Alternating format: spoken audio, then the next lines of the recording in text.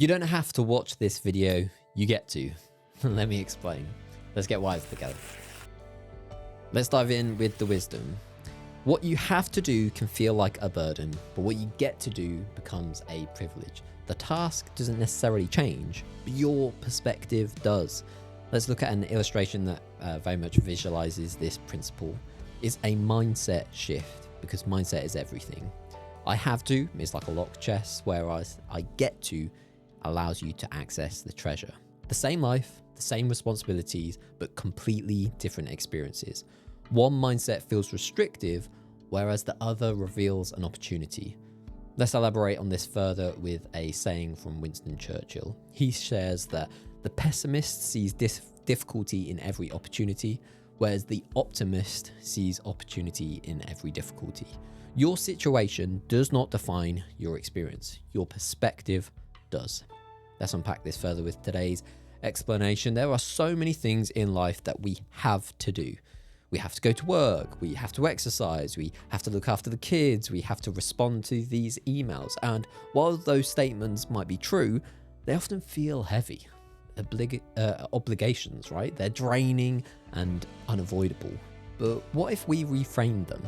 I get to go to work, I get to move my body, I get to care for the people I love, I get to contribute to something meaningful. It's the same actions, but very different meaning. And meaning really shapes our experiences.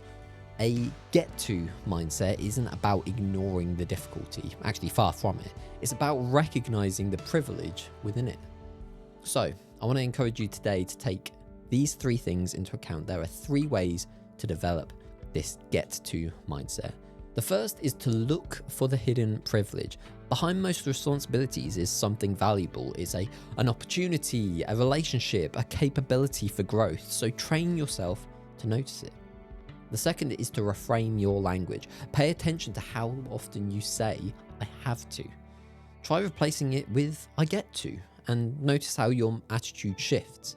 And then third and finally is to remember what you once wished for. Many of these things that you have to do now were once the things that you hoped for. So revisiting that perspective can kind of restore that gratitude, that appreciation for the situation. You don't need a different life, but you need to feel differently about your life. Now, if you want to see how this principle of wisdom fits into your life, I encourage you to reflect on these three journal prompts. The first is, what is something I've been saying I have to about recently? The second is, how could I reframe it as I get to? And the third, perhaps more challenging one, is what privilege might I be overlooking in my current situation? That one is an absolute doozy. I've been spending quite a lot of time on that over the past week, so I encourage you to do the same. But that's enough of that for now. If you want help with the support with the habit of journaling, check out journalwiser.com. But for now, let's reflect on today's resource.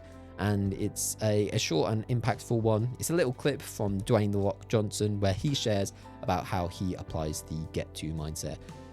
It's a particular example where he's sharing his real life example. He's referencing kind of how he approaches working out. And it's just interesting to hear another voice share a little bit about this wise principle. So if you want to learn more about it, check out the link in the description. Thanks for checking out today's video version of Wiser. If you enjoyed it, then you get to leave a comment down below. And if you want to see more of these videos, you can check out this playlist here. Thank you, and I'll catch you in the next one.